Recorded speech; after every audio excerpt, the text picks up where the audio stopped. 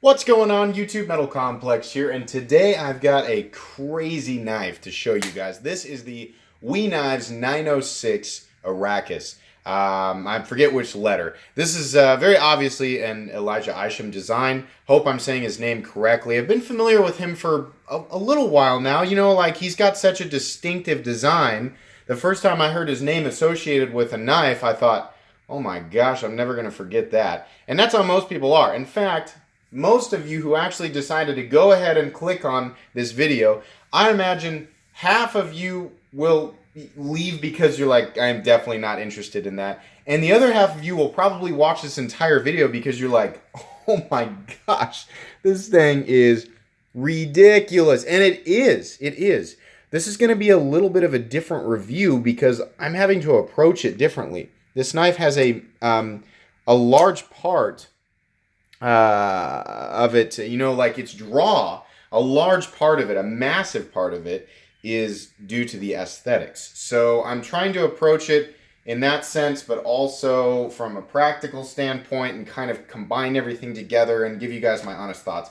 I've taken a few days to figure out exactly what I think about this knife, and I think I've got it now. This knife was provided to me directly by the manufacturer, or rather the pass-around group that I'm involved with, so thank you very much for that. As always, I'll try not to let that affect my review. Shouldn't be too hard because I don't get to keep it. It just goes right on to the next reviewer. Also, those of you who have enjoyed my channel, have been watching me and supporting me with views and comments and all that, I love that. I greatly appreciate it. If you would like to support me even more, you can follow the link in the description of this video to my Patreon account, and you can support me with just $1 if you want to. That money basically goes to shipping and costs like that. It really helps out with this channel, so I'd appreciate it. Anyways, let's go ahead and take a measurement here real quick. Overall length of this guy, we're coming in at about 8 inches on the dot, if I can curve this a little bit. We're having another cloudy day in Kansas, so sorry about the lighting. From tip to scale, this is hard. From the tip to the top part of the scale, I guess, it's about 3 1/8. If you want to go back here, it's almost 4 inches. Now, the cutting edge, though, tip to the cutting edge, you're looking at about 3.4 inches. So it's got a nice sized blade on it, considering it's an 8-inch knife. That's pretty impressive. Let's do some size comparisons up against the Ontario Rat Model 1. The Rat 1 is coming in at 8.6 inches overall. Look at the blades there. See what I mean about the nice amount of blade that you're getting on this guy, though the Rat 1 is much larger due to the handle. How about the Spyderco Shaman? Up against the Spyderco Shaman. Shaman coming in at 8.25 inches overall, so just a little bit bigger. Again, being beat out in blade length. How about up against the Ritter Hogue or Benchmade Griptilian, however you want to look at that. 8 inches overall on the Ritter Hogue, so same length there. And last but not least, the Spyderco Delica. Spyderco Delica coming in at 7 inches overall. What's that you say? My Spyderco PM2 is mysteriously missing from that size comparison list there. Yeah, you're observant. Wait till Sunday. I've got some cool stuff coming. Let's go ahead and weigh this guy. Give you a demonstration of the action. This is a frame lock here. Disengage. I will say this. It has the double clutch issue that the 0562 has, meaning that you can't get it to drop down to your finger and pass over the detent ball at the same time. You have to give it that extra push and that little bit of assist with your finger to get it to clear, which is something that we will talk about. It does have very smooth action. It's not quite a free dropper. This is a very new model. The action and detent are tuned to perfection, so it is a very reliable flipper. Come on there, guy. Overall weight on the Arrakis, I hope I'm pronouncing that correctly. Look at that, 3.74 ounces. Obviously due to the fact that you have substantially milled or skeletonized titanium throughout. Let's go ahead and flip it over here. 3.77 ounces. You have a full titanium, pretty thick full titanium knife. Look at the thickness on this guy. No, it's not an integral. We'll talk about that. Very thick titanium, pretty thick blade stock too. Let's look at it up against the Shaman. I'd say it's at least 145 thousandths. Might be a little bit thicker than the Shaman. Might be 150,000. But because of all the milling, all the cutouts in the titanium, it manages to stay under 4 ounces while being an 8-inch knife. So really cool. Materials here real quick. This is an M390 blade. I couldn't find it on the unboxing, but it's right. Oh, it's upside down.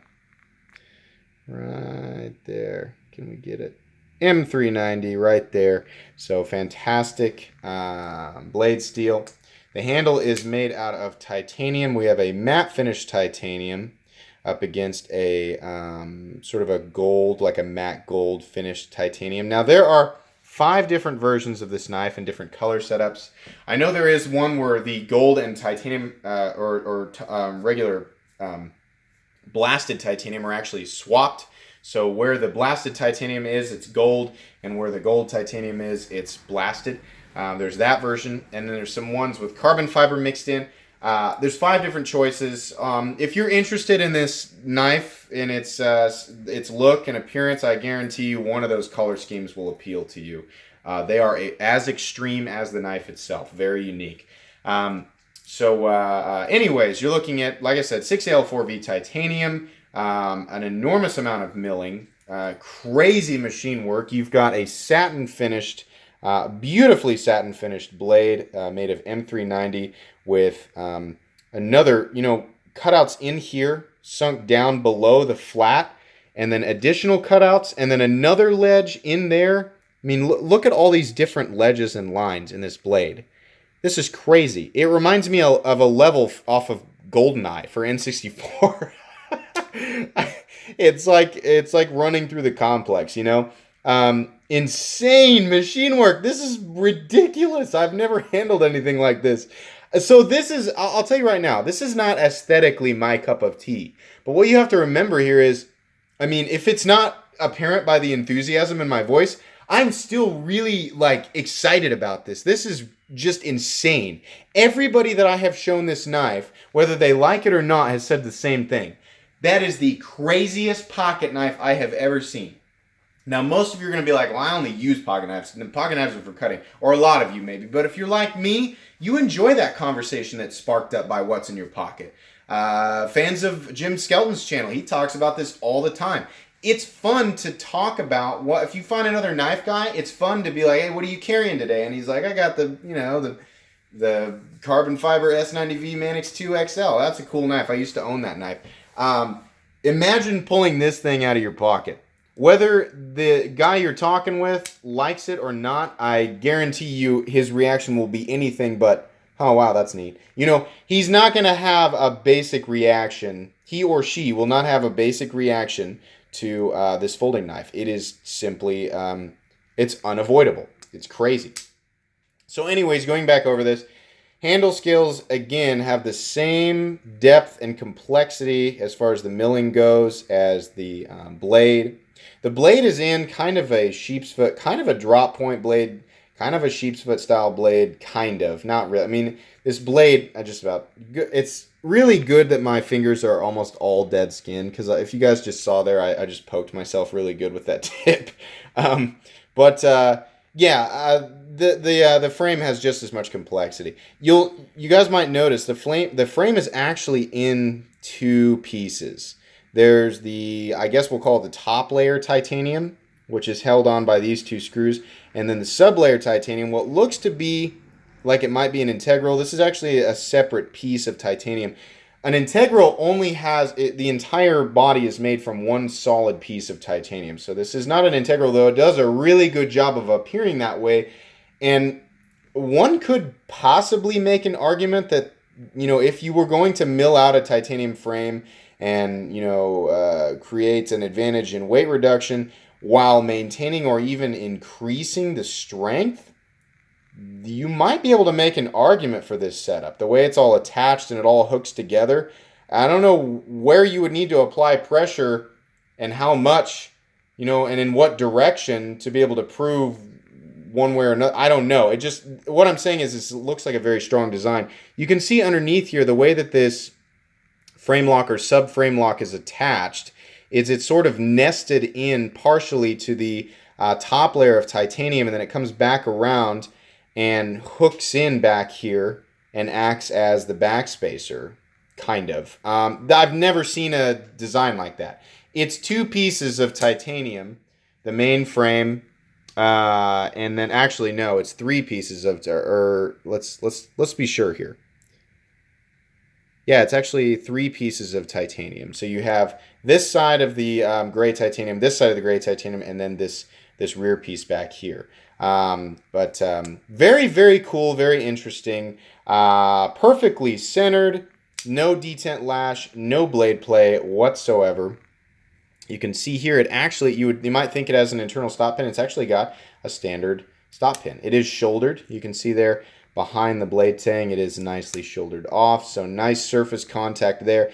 And then in the closed position, it's the flipper tab that contacts the tang. Initially, the stop pin. Initially, I looked at this and I was like, what is this? Are these like garage cutouts for lugs? Now, here's what it is. It's just to go nicely with that last cutout on the blade. That's cool. The whole knife, I mean, the idea here is the entire knife flows from tip to butt. It's a two weird words to say back to back. From the tip of the blade to the butt of the scale, the entire knife has a consistent flow in the design. And that creates the aesthetic appeal for some people. It's also going to create the, oh, no way, I could never ever carry that. In fact, I'm guessing right now, as I speak, most of you, or I'm not going to say most of you, a lot of you are typing comments in the comment section saying, I either really, really think that's cool or I hate it absolutely. You know, the aesthetics alone are going to determine, you know, whether or not people buy this knife. Now, here's what's really, really interesting. You know, this is a WE knife. So it's made in China, but fit and finish is perfection. You guys saw all the close-ups. It's perfection. It's titanium. 6AL4V is grade 5 titanium. That's what we see on all of our super nice high-end American-made knives. M390 is M390. There's no questioning whether or not that's a premium steel. It's all great. The detent on this knife is tuned perfectly in a way that we'll get to that double clutch here in a sec. Allows you to flip it readily. And of course the flipper tab, the position of the flipper tab. Some people are going to like this, some people aren't. As far as where my finger wants to rest, this is a dedicated light switch style flipper tab. But it is absolutely 100% designed to do that reliably every single time. And it's an interesting feeling. Rather than the flipper tab being back here, it's up here. Which keeps that flipper tab for the most part out of the way in your pocket. You don't have the pocket pecker situation going on to steal a line from Nick Shabazz.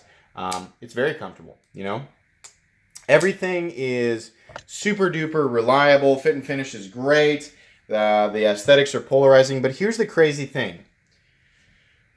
I know you guys are like, he's not going to talk about real utility with this, right? This is an art piece. He's not going to actually talk about utility. Yes, I am. Believe it or not, you know, those of you who are familiar with his knives know that it seems like ergonomics and as far as like the cutting performance and design of his knives are absolutely a factor. I mean, this guy is you know, he's definitely an artist, but in my opinion, he's absolutely concerned with the functional aspects of a knife. Look where my fingers land here. Look where the handle molds into my palm, where my thumb rests. Did you see that? Finger, finger, finger, finger, finger, palm, thumb rest. This knife was made to fit in your hand. Absolutely.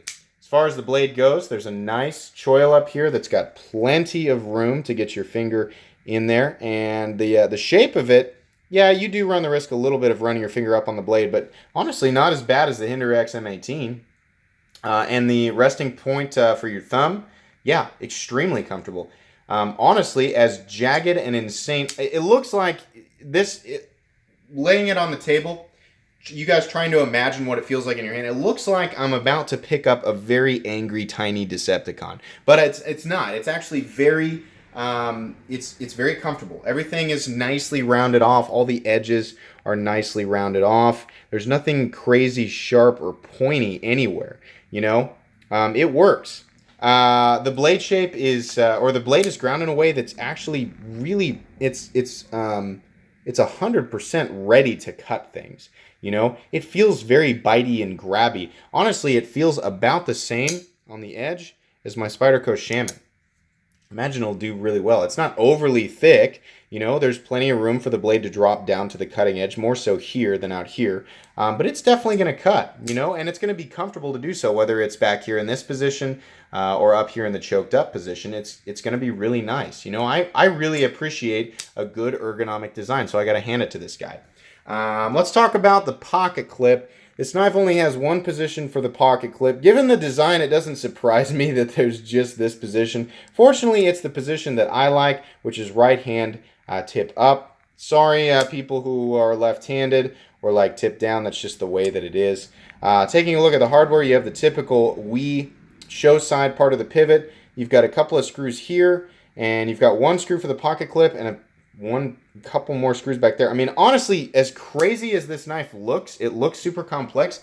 The construction is actually really simple. It's all Torx, and it shouldn't be difficult to take apart and clean. It runs on bearings. So those of you who like bearings and like that type of action, you're really going to enjoy that.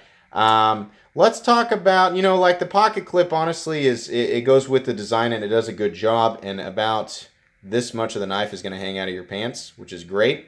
It does carry nicely. It takes a little bit to get used to, just being such a bizarre design. But as far as like a pocket knife should carry, this knife is set up to be carried very easily.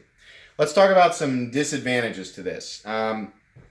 Having this insanely flow through. This is a flow through design, but it's not through the back. It's like there's flow through everywhere. So dirt and debris is going to build up in there, but it's going to be really easy to free it.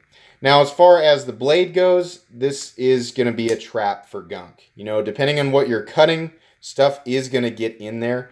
As far as like stuff getting caught on it, I don't know. Maybe a little bit more than like essentially how the spider hole works, but stuff is definitely going to get caught in there. I don't know if it's really going to slow you down all that much while you're cutting. If you're really going to take this thing out and do some insane cutting with this knife, eventually, yeah, that area is going to get really gunked up, especially if you're going to like cut food and stuff. So that's definitely going to be an issue over time, having to clean those areas out all the time. And you definitely don't want anything acidic, especially food, sitting in there, because even with M390 being super stainless at 18 to 20% chromium, all steels rust. So you don't want stuff like that lying in there. So that's going to be something that you're going to have to regularly pay attention to. The other thing that is kind of a problem with this knife is the double clutch issue. You saw me right there. I did get it past. Like, for people who want to do this thing where they want it to drop and interacts with their fingernail, you can do it, but it's such a specific spot because you have this little hook here. It's not a flipper tab. That needs to pass your finger, and then you have just that much room to catch on the choil so that you don't slice your finger open, right? You do it too close, it catches right here, but it's not over the detent ball yet, so I can't shake it shut. So it wants to lock back out.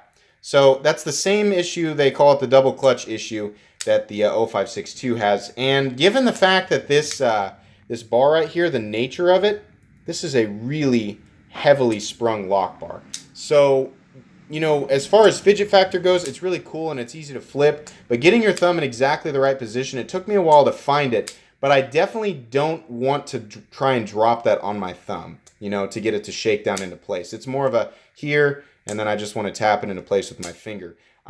So that's what you guys are going to notice there when you play with this, is that the lock bar tension is really heavy. And it kind of has that issue where if you want to stop it on your fingernail, it doesn't quite pass the detent ball. So it'll slow you down. You fidgety folks, it's going to slow you down a little bit. Again, all the issues with this knife, the double clutch, the spaces in the blade where stuff can get trapped, and the only one position of the pocket clip. Those are really the only issues that I can point out. Given the nature of this knife and the ergonomic places for your hands, there's really no need for any additional jimping anywhere. I can tell you very confidently I am locked in here. There's no reason to have jimping back up here on the blade. These knives run $348. And I know a lot of you right there are going to go, nope, no way, that's way too expensive. Here's my thoughts here. You can get full titanium knives in 20 CV steel that run on bearings from ZT for about $250, and they're made in the United States. In no way, shape, or form are they to this level of complexity and detail work in the titanium. That's an incredibly unique handle, how they put everything together like that and how it fits perfectly. And it also yields a very simple design in terms of disassembly, so that's really beneficial. So you're getting all that with premium materials. It's going to be worth it to some people and not worth it to some people. I don't think the price is necessarily a bad price because Elijah Isham's doing his own thing right now. Like, he's in his own world where it's like totally set apart from the knife world. The only thing that's connecting him to the knife world is that this apparatus that he has created fits in the hand and has a sharpened blade on it. But it is way outside of anything that we've ever seen. It's put together, in some ways similarly to other folding knives, but it's also just totally different. It's crazy. Do I think that designs like this could go for $250 to $300? Yeah, probably. But again, we're reeling back to the same argument where you could say anything is too much money. For what you get here, I don't think $348 is crazy. It's unique. It is outside of the realm of anything else. In terms of utility, yeah, of course. There are lots. You guys, I have a video on diminishing returns on folding knives, and I've talked about where I think that line is, and it's way, way under this. But if you are looking in this price range, $300 to $400, and you like the crazy aesthetics, and you like the weird, different conversation piece style designs, but you still want premium materials, take a look at these. The Arrakis or the other Elijah Isham designs through We Knives, or We Knives in general. As far as I've handled a lot of We Knives now on this channel, I'm very thankful for the Pass Run group for giving me that opportunity. And my opinion of We Knives is that they are amazing. I love We Knives, and I will absolutely be making a purchase for myself from We Knives at some point. I just haven't figured out exactly which model it's going to be. So here's my final conclusion on this knife. I can't put this knife on my most recommended knives playlist that have ever come through my channel because this is an extremely polarizing knife. And it's also expensive. It's not one of those knives where, it's like, well, maybe you've waved it off, but let me try and convince you. No, people are either going to like the aesthetics or they're not going to like the aesthetics. And that's going to be the big part of the decision-making process people go through before they purchase something like this. On top of that, it's crossed into the realm beyond expensive and getting into really expensive, and it's hard for me to justify just the major role that the aesthetics play in this knife. It's really hard for me to justify that and push that on other people. So if you have already purchased this knife, I think you made a great choice. I think this is a super cool knife. Not my cup of tea, but definitely cool and definitely made well. If you are interested in this knife's aesthetics and you're wondering, is this knife made well? Yes, absolutely. If you have the financial means to purchase this knife and that's all you needed to cross that bridge, then yeah, go ahead.